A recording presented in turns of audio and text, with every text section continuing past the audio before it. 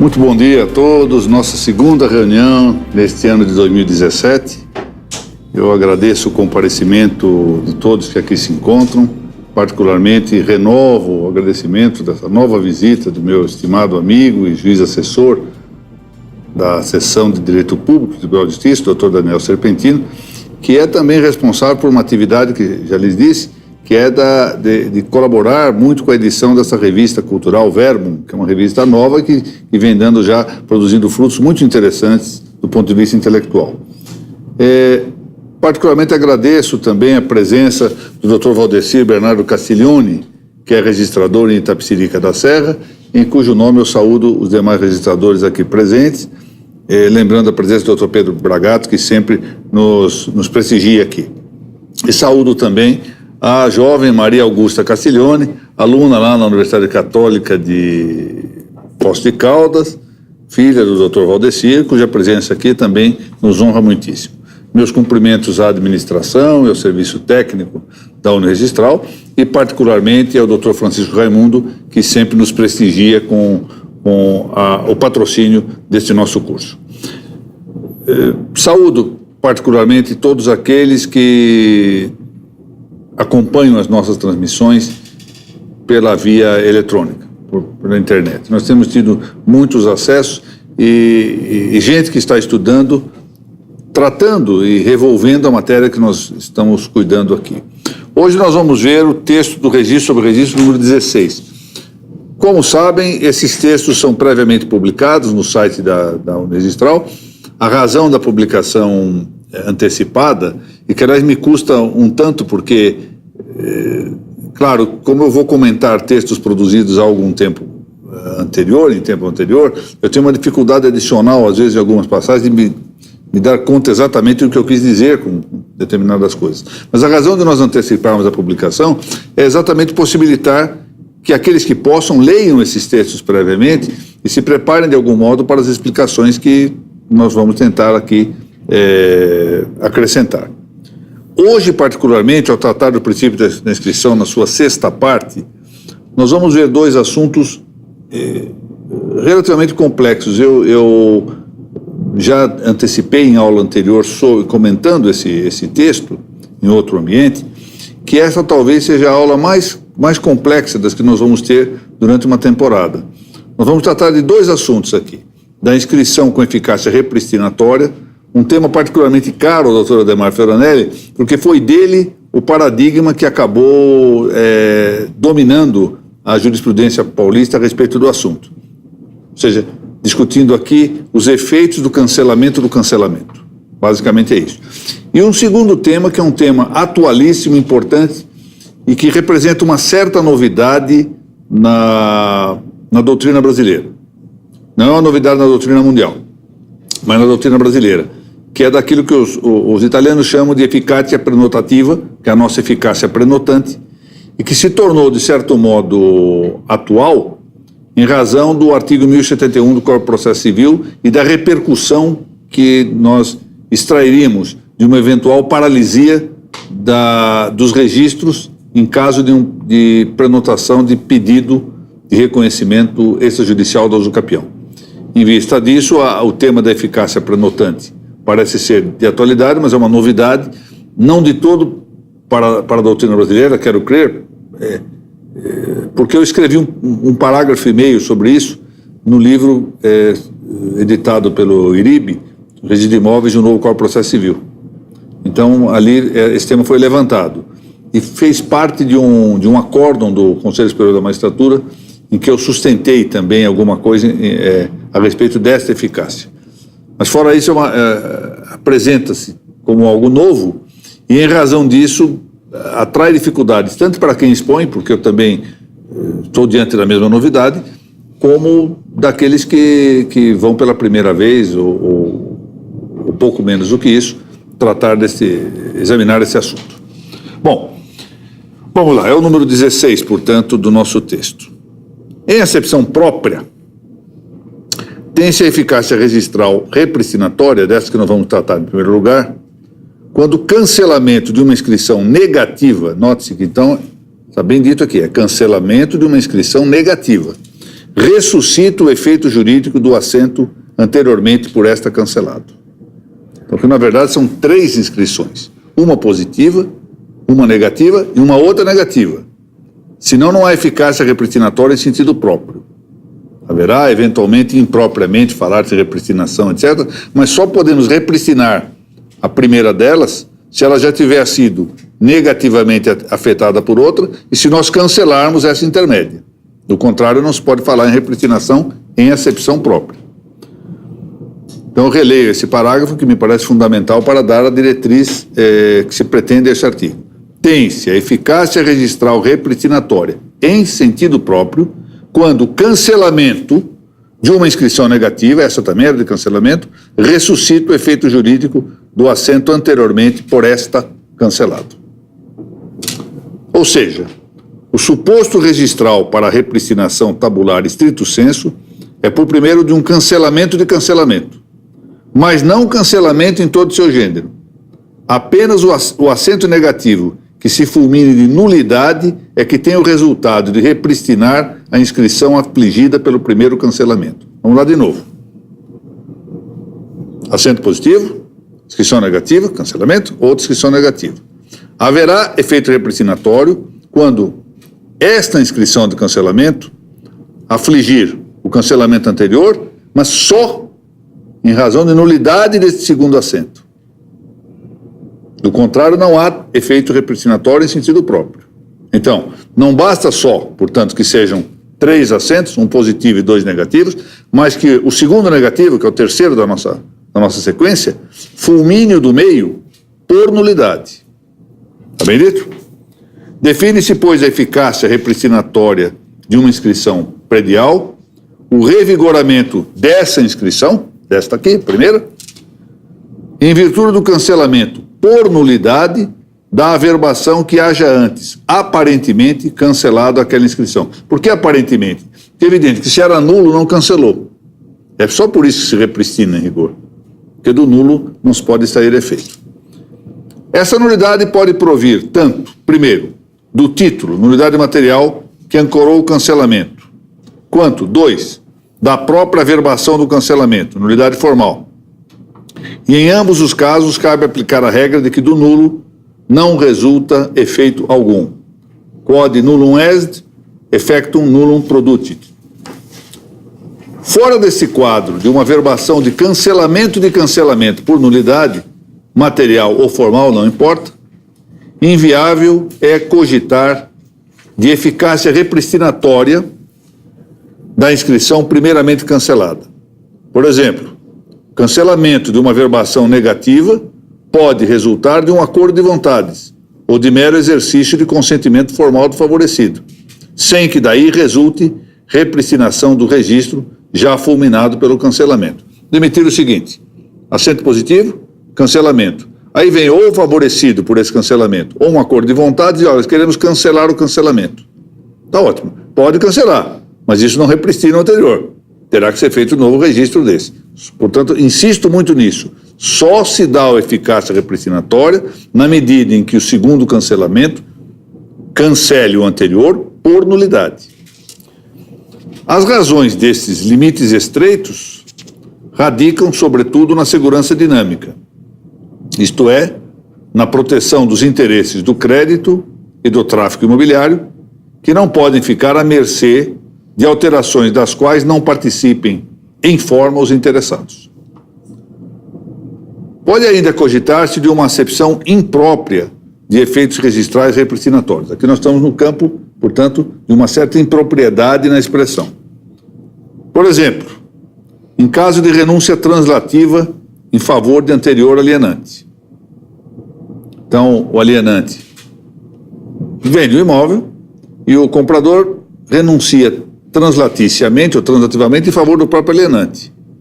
Se fala que é um efeito repristinatório, mas de maneira imprópria, ou seja, o imóvel volta, como quer que seja por venda, seja por doação, seja o que se entenda, não importa, ao domínio do anterior proprietário. Então se diz que, de certo modo, de fato, da sua ação material se repristina.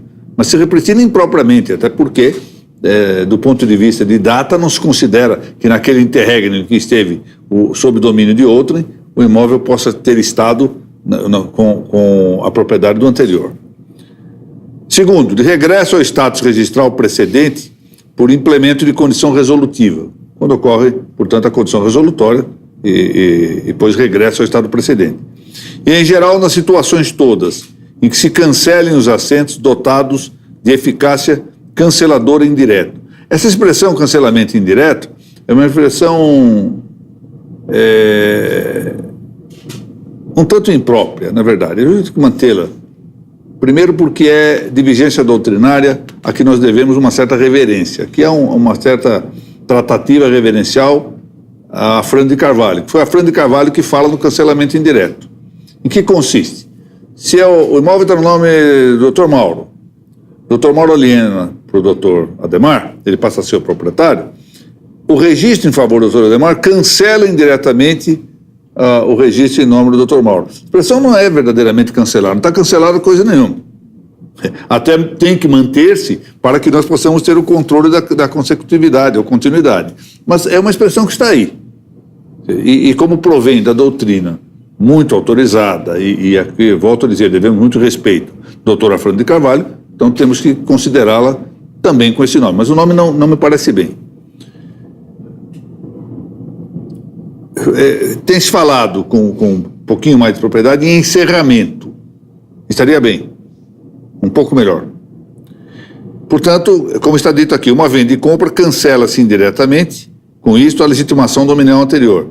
Se por algo se cancelar esse registro da referida venda, dá-se o restabelecimento da titularidade tabular antecedente, mas sem eficácia ex tunc. Esse aí é o tema. Daí, nesse quadro, seria imprópria alusão ao efeito repristinatório. Muito bem.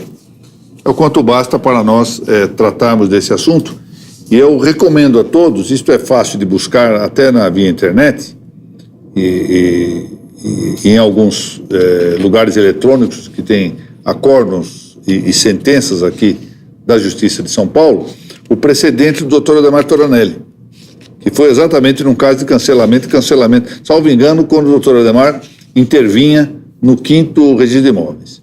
E eu anuncio aqui, peço um parênteses para anunciar a chegada do nosso conde Julito, Dr. Júlio Chagas, que é grande assessor jurídico aqui do 10º Registro de Imóveis de São Paulo, que chega ao local.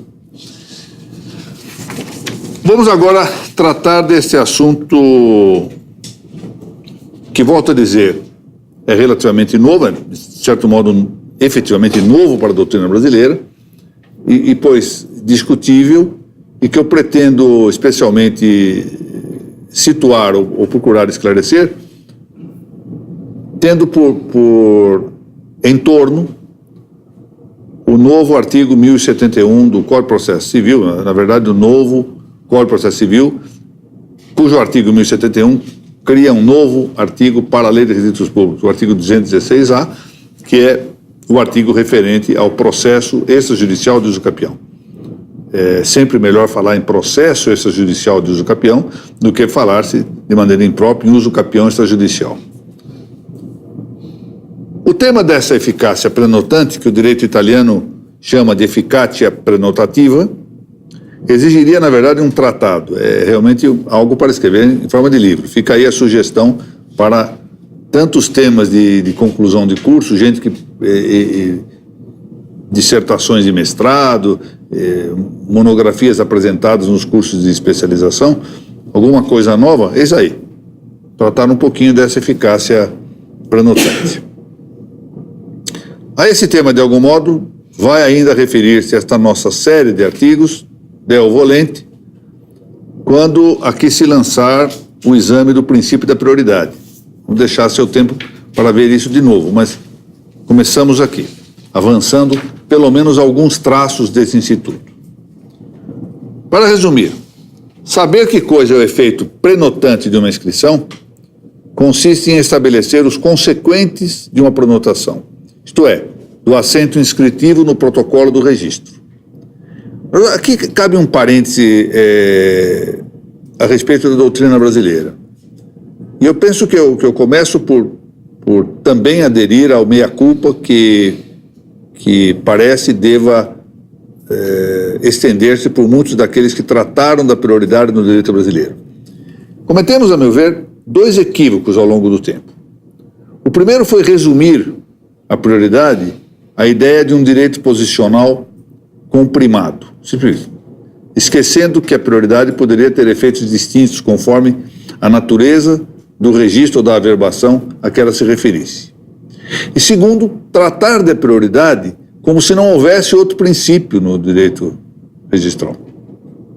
Agora, hoje em dia nós temos mais claramente, depois aliás, excessivamente, desse tratamento mítico que se deu ao direito constitucional, nós conseguimos entender um pouquinho mais a mecânica ou a metódica do concurso de vários princípios, tal que um princípio, ao aplicar-se, não anule outro, não seja de tal forma ablatório de outro que praticamente seja o único princípio.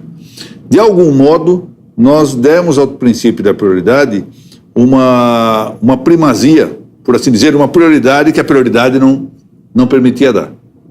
E é isto que eu estou procurando restabelecer nesse momento, em forma de um chamado ao debate, de um chamado a uma melhor sindicância sobre essa matéria. Bom, a primeira das eficácias da prenotação é de demarcar um direito posicional. Acabei de dizer isso. Significa ter uma posição que implica, ordinariamente, uma prioridade formal. O que é a prioridade formal? Prioridade de procedimento. Se há algo que nasce da prioridade oriunda da prenotação no livro número 1 do Registro de Imóveis no Brasil, é exatamente a prioridade procedimental. Nenhum registrador pode qualificar um título posterior antes de ter qualificado aquele que ingressou em primeiro lugar no registro, no livro protocolo. Essa é a prioridade formal. Eu tenho o direito de ter um acesso à qualificação antes de outros títulos. Não quer dizer acesso ao registro imediatamente. Não quer dizer que eu não possa inscrever um outro antes do anterior, se não forem incompatíveis entre si. Mas sim, que eu tenho o direito de ver o meu título qualificado antes de alguém que acedeu ao protocolo depois de mim. Apenas isso. Essa é a prioridade formal de procedimento, que é, pois, a de beneficiar o interessado com a primazia cronológica de qualificação registrária. Vale dizer que se proceda à apreciação e decisão de seu pleito registral antes dos pleitos que lhe sucedam no protocolo. E aí eu estou dizendo claramente, insistindo nisso. Apreciação e decisão. Não se trata de execução do perseguido ato de registro. Então vamos lá num exemplo concreto. Dr. Pedro tem um título de venda e compra. Apresenta. 3 dias depois, a doutora Amanda apresenta uma dação em pagamento. Muito bem. Quem tem prioridade para ver apreciado e decidido em primeiro lugar a sua pretensão registral? O doutor Pedro. Foi lá à frente da doutora Amanda.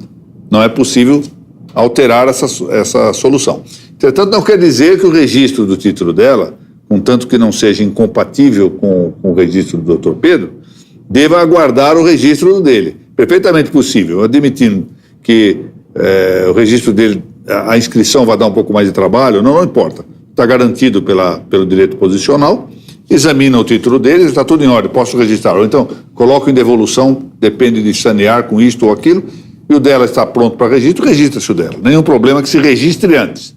O que se exige, sim, com a prioridade formal, é que o dele se qualifique antes. Essa é a questão.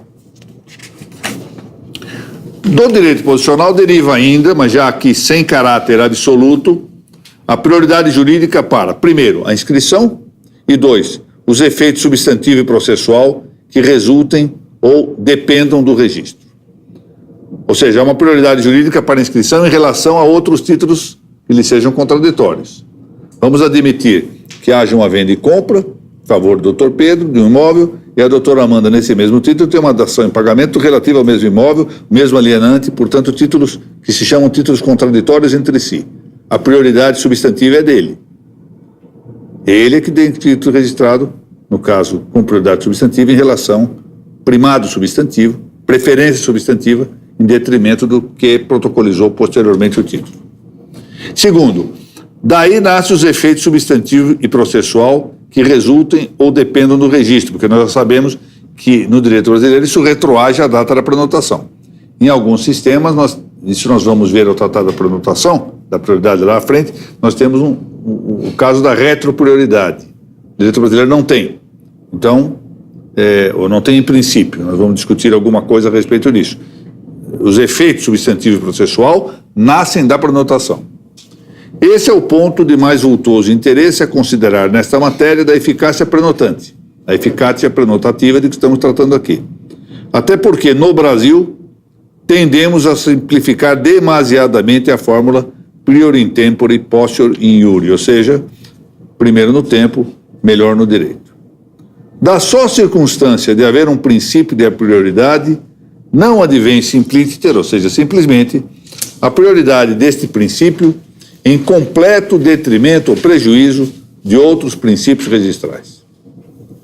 Na mecânica de atuação concorrente de vários princípios, parece efetivamente inviável que a aplicação de um deles inabilite os demais.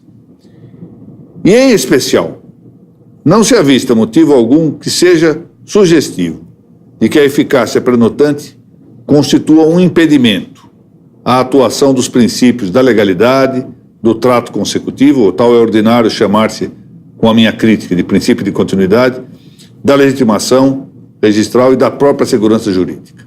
Ou seja, a sugestão é que nós consideremos o princípio da prioridade em conjunto e em concerto, dentro de um sistema registral. Não é o único princípio. Temos de considerar outras situações. Vejamos isso no quadro de um caso que emerge nestes tempos no Brasil, que é o da impropriamente designada uso capião extrajudicial. Essas expressões todas, uso capião extrajudicial, uso capião administrativa, elas são impróprias, são metafóricas. Podem usar-se, as duas. Mas elas não são verdadeiramente próprias, porque todas as usucapiões são extrajudiciais, elas sempre se passam fora do juízo. O juízo só tem função declarativa. Então, na realidade, o que há de novidade é que criou-se um processo extrajudicial do usucapião. Isto sim, isso é a novidade. Lê-se na regulativa de regência o seguinte, corresponde, portanto, como eu lhes disse, ao artigo 216A, parágrafo 1º, na verdade, que eu estou citando aqui, com a redação que deu no artigo 1071 do Código de Processo Civil de 2015. O pedido será autuado pelo registrador, aqui vem o tema, prorrogando-se o prazo da prenotação até o acolhimento ou a rejeição do pedido. Eu quero aqui, não posso deixar de mencionar a riqueza idiomática de alguém que em 3 linhas repete 2 vezes a palavra pedido, notaram? O pedido será autuado pelo registrador, prorrogando-se o prazo da prenotação até o acolhimento ou a rejeição do pedido. Ou seja, a língua brasileira sofre com essas redações do 5º secretário. Eu lamento muito. Bom, o que acontece, né? Ou seja, na prática, qual é a determinação, se nós formos seguir taxativamente a lei? A doutora Laura apresenta o pedido de processo de usucapião extrajudicial. Tem a pretensão de obter o imóvel que é da doutora Maria Augusta. De acordo com o que está na lei, até que isso seja acolhido ou rejeitado, a prenotação estará em vigor. E se nós lermos essa disposição com o tratamento que nós habitualmente vínhamos dando, ou ainda temos dado em grande parte, a prioridade, isso significa paralisação ou indisponibilidade relativamente ao imóvel para todos os atos posteriores. Então, que dure 1 ano, que dure 2 anos, 3 anos ou 10 anos esse pleito extrajudicial de usucapião, e haverá hipótese em que ele poderá estender-se muitíssimo, até porque poderá haver citação de dúvida em inúmeras hipóteses intercorrentes. Nós sabemos disso, pela própria metódica da lei, nós teremos a possibilidade de paralisar, eu não vou usar a expressão ad eternum aqui, mas que, na verdade, dá vontade de usar ad infinitum, isso é possível. É verdade. Será que é isso que quis dizer a lei? Isso que temos de ver. Adotada que seja de maneira absoluta, portanto, a prioridade jurídica para inscrição objeto de um indicativo no protocolo, dá-se o reflexo de entorpecimento dos pleitos registrais correlativos posteriores. Ou seja, todos eles vão amortecer, entorpecer, vão ficar paralisados. No âmbito substantivo, impede-se o motus, ou seja, o movimento da disponibilidade jurídica. Notem isso. Esse é o ponto. Nós vamos impedir a disponibilidade jurídica do imóvel. A Laura não gosta da Maria Augusta e resolve impedir que ela venda. Ela sabe que a Maria Augusta vai vender o imóvel porque vai casar-se. Muito bem. E o que ela faz? Ingressa com um pedido. Basta que ela vá com uma ata notarial, que é alguém que veja o imóvel, arruma 2 testemunhas, que não será muito fácil no Brasil, porque nós sabemos que o Brasil é um país destituído de laranjas, nós sabemos isso. E muito bem, ela paralisa, não se sabe por quanto tempo. E isto, notem, com a possibilidade de uma fraude negocial muito curiosa, porque em determinado momento o alienante, o proprietário tabular do imóvel, se vê numa situação tal que negocia a desistência disso. Pode ser até uma nova profissão no Brasil, paralisante dos efeitos da disponibilidade do imóvel, mediante isto. Eu vou lhes contar um episódio aqui que não passa muito longe disso. Há muitos anos atrás, tempo que eu ainda era jovem, eu estive na vara de registros públicos, não é, como juiz, e fui procurado por um colega de concurso, colega de faculdade, que me disse que tinha lá um pedido de registro de penhora de um imóvel que não era do executado, de terceiro, e que o registrador havia denegado aquilo que ele havia suscitado dúvida. Então, como era um assunto administrativo que se pode conversar, não é um problema jurisdicional, eu disse, olha, desculpe, mas não perca tempo. Aqui na decisão administrativa, a vara já tem posição formada, o conselho tem posição formada, não vai conseguir o registro. Ele falou, mas é isso mesmo que eu quero. Eu vim dizer exatamente que eu não tenho pressa nenhuma. Eu quero, na verdade, que quanto mais isso não ande, melhor, porque eu quero negociar um acordo, tornando o imóvel indisponível nesse meio tempo. Então, esse é o risco que nós corremos de adotar essa paralisação, quer dizer, fomentar uma indústria, com todo respeito, fraudatória, de má fé, manifestamente. Prosseguindo.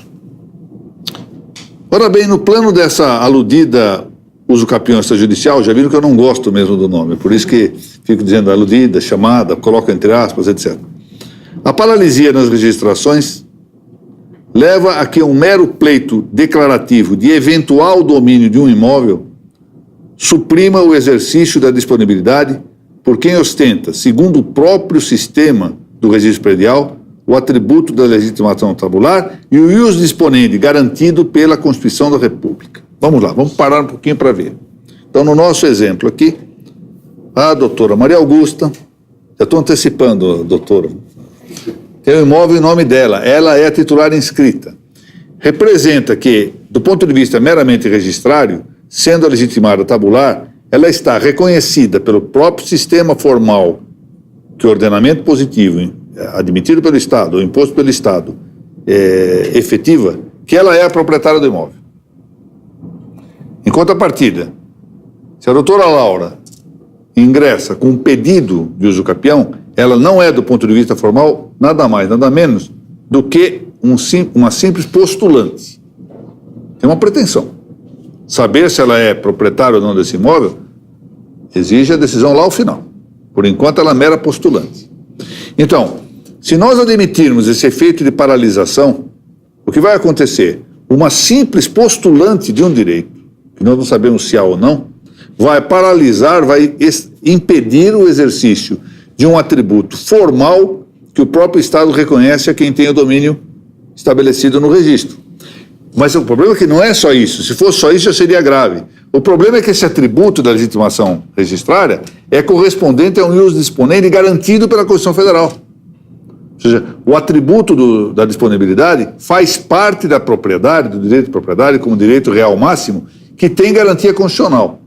Ao fundo, o que se está aqui a atacar é exatamente a propriedade privada, por meio do atributo da disponibilidade. Simplesmente eu paraliso o atributo da disponibilidade, o que, em certa medida, desfalca muitíssimo o direito de propriedade, por meio de uma medida de caráter formal. Por outro ângulo, impede-se a dinâmica do trato consecutivo, dando-se por mais força a uma simples pretensão aquisitiva, nesse caso exercida pela doutora Laura, que pode ou não ter êxito, afinal, do que aos predicados constituídos pela segurança jurídica formalizada. Vejam se isso está bem. O registro diz que a doutora Maria Augusta é a proprietária formal de um imóvel. O artigo 252 da nossa Lei de Registros Públicos chega mesmo a dizer que se eu provar que um título é nulo, anulado, desfeito de algum modo, e o registro permanecer, ainda assim ela é tida como proprietária desse imóvel. Ainda que eu prove que o título está desfeito, enquanto eu não cancelar, aquele registro vale. Agora, ele não vale quando? Quando há uma simples pretensão, nem é título anulado, nem é título nulo, nem é título desfeito, há uma simples pretensão, eu conseguiria impedir o efeito do registro. Notem que eu nego a situação formalizada que o Estado garante, nego tudo isso por meio de uma mera pretensão autônoma, individual, particular. Este equívoco deriva de considerar-se simplíciter o efeito da prioridade jurídica da inscrição, como eu havia mencionado, prior in tempore, posseur in iure. Tal que erroneamente essa prioridade se afirme em abstrato e com apoio fragmentário ou segmentado na lista cronológica do protocolo. Simplesmente eu apoio a lista cronológica do protocolo e vejo quem está em primeiro, esse para tudo. Ora, a eficácia prenotante vai além da demarcação posicional do protocolo e da prioridade cronológica da qualificação. Essa é a novidade. A prenotação, de fato, desfruta sempre da função de publicidade de notícia. Toda prenotação tem, no mínimo, essa eficácia, publicidade de notícia. Tanto é que, quando se expede certidão no registro, qualquer que seja a certidão, o tipo de certidão que se peça, sempre o registrador verifica no livro número 1 se há alguma coisa que possa repercutir no registro. Portanto, sempre se dá notícia do que está no protocolo. E pode dar-se o caso de que essa fruição, a da notícia, seja a única ou a principal finalidade almejada com dado protocolo. Imaginem que, muitas vezes, o que eu quero é simplesmente dar notícia. Simplesmente quero dar notícia. Olha, prenote isto e faça constar isso nas certidões que se expressam daqui para frente. Eu já estou satisfeito. Ora, imaginemos, nesse exemplo que eu dei há pouco, que a doutora Laura, efetivamente, na esfera substantiva, tem adquirido o imóvel por uso capião. Ela está há 25 anos na posse do imóvel da doutora Maria Augusta, sem oposição, de maneira pacífica, de maneira pública, de modo que não há inconveniente. Ora, o que ela quer fazer, na verdade, é simplesmente sinalizar para os eventuais adquirentes ou que tendam a haver constituído em seu favor direitos reais menores sobre esse imóvel, olha, se negociarem com ela, estão negociando com alguém que só tem a aparência de propriedade. Porque a verdadeira proprietária sou eu. Estão avisados, se negociarem com ela, esse seu negócio é ineficaz em relação a mim. Ou, nesse caso, ineficaz em relação à doutora Laura. E isso eu já obtenho com a prenotação. Não depende de mais nada. Portanto, a prenotação cumpre o seu papel de noticiar e esgota o seu papel nisto. Já está muito bem, eu não quero mais nada, não quero constituir nada, não quero declarar nada com a prenotação. Se, pois, num dado caso, a prenotação visa só ou principalmente a dar notícia de um fato, ato ou negócio jurídico, pedi aí depois que alterassem aí, está jurídica, ela já opera seus efeitos com plenitude mediante o só lançamento no protocolo, observada a sua publicidade correspondente. De sorte que, nesta situação, nenhum motivo para inferir do só protocolo o embotamento dos registros posteriores, coisa que sequer da inscrição na matrícula poderia resultar. Por exemplo, vamos ver aqui. O registro de uma citação e demanda repersecutória não importa ipso fato no entrave de registros posteriores. Querem ver um exemplo bem interessante? E depois eu vou voltar a isso. Admitamos que a doutora Laura, em vez de ingressar com um pedido extrajudicial de usucapião do imóvel da doutora Maria Augusta, ela resolva mover uma ação de usucapião perante uma das nossas duas varas de registros públicos aqui da capital, onde pontificam a doutora Tânia Awali e o doutor Benacchio. Muito bem, ingressa lá com a ação. Mas ela quer dar notícia disso, cautelosamente, ela quer dar notícia desse fato no registro de imóveis. Ela tem, provavelmente, uma de duas medidas. Ou ela averba, chamada averbação premonitória, da demanda no registro de imóveis ou registra a citação. Muito bem. Quais os efeitos dessa averbação e desse registro? Dar notícia. Não vai impedir registro posterior. Então, notem que se ela entrar pela via judicial, ela não paralisa. Agora, quando ela ingressa por via extrajudicial, paralisa. Eu já nem digo aqui da quebra da isonomia, mas parece que quebra mesmo a própria ideia de que o judiciário, como um órgão que tem fiscalização sobre o extrajudicial, em certo sentido, neste caso do usucapião, deveria ter um resultado mais solene. Se para o judicial não paralisa, por que paralisaria para o extrajudicial? Sem contar duas outras coisas que eu queria mencionar aqui, que não estão no escrito. O espelhismo das decisões. Quando nós passamos de um processo judicial para um processo extrajudicial, nisso que foi uma bem decidida desjudicialização, foi mal executada, mas bem decidida. Decidiu-se bem que deveria desjudicializar o processo extrajudicial do usucapião nas hipóteses em que há a concordância.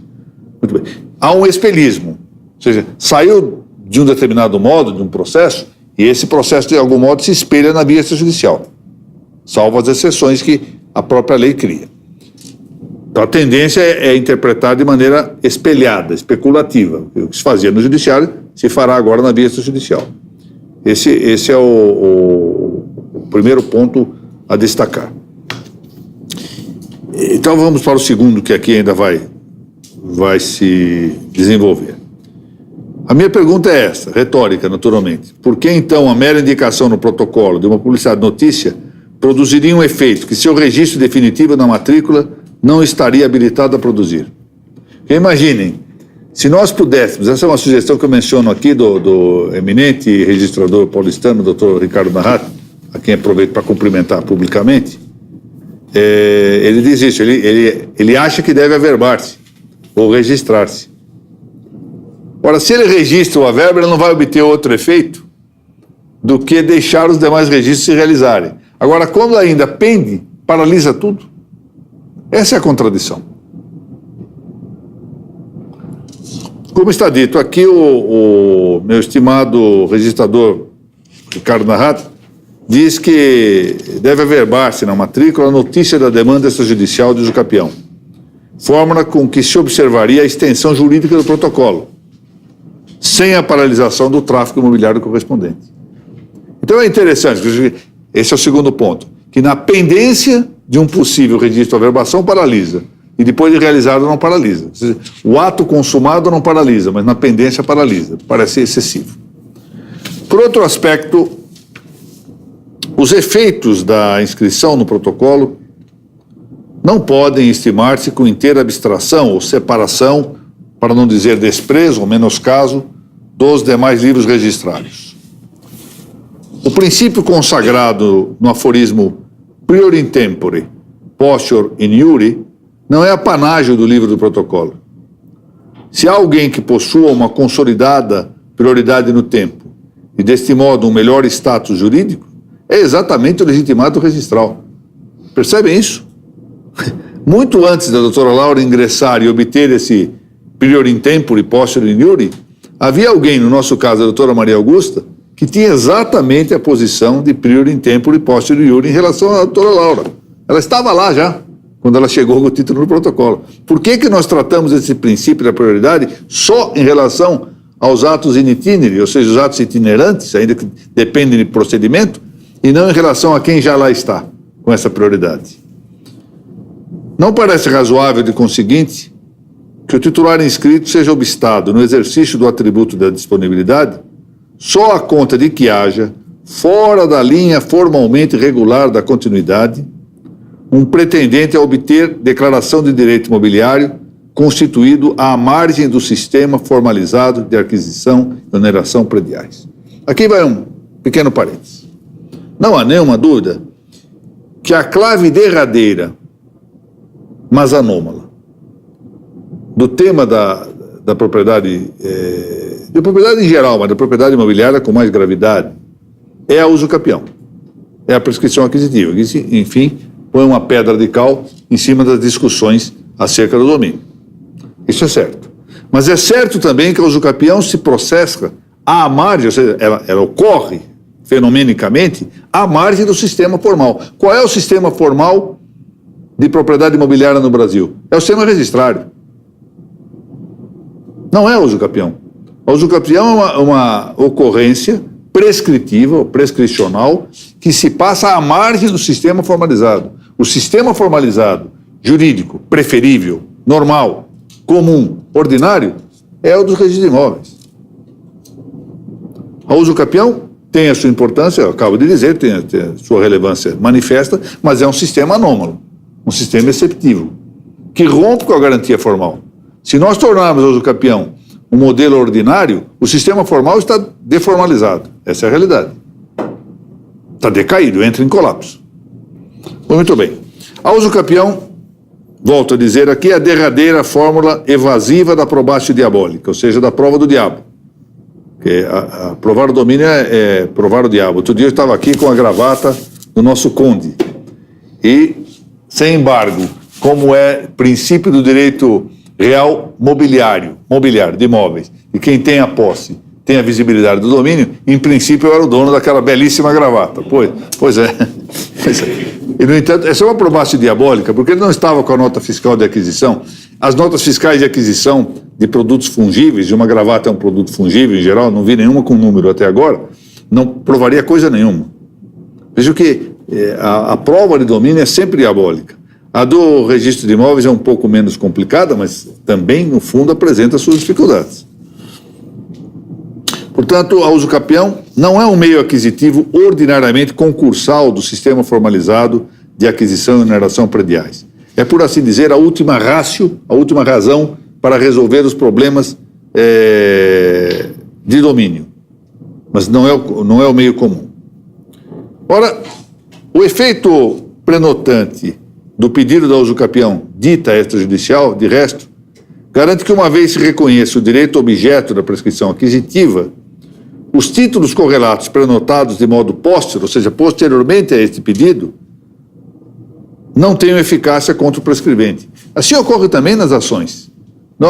Uma sentença de usucapião da vara que dê pela procedência de um pedido de usucapião na vara de registro faz com que, uma vez trânsito em julgado, sejam ineficazes contra o prescrevente todos os atos posteriores.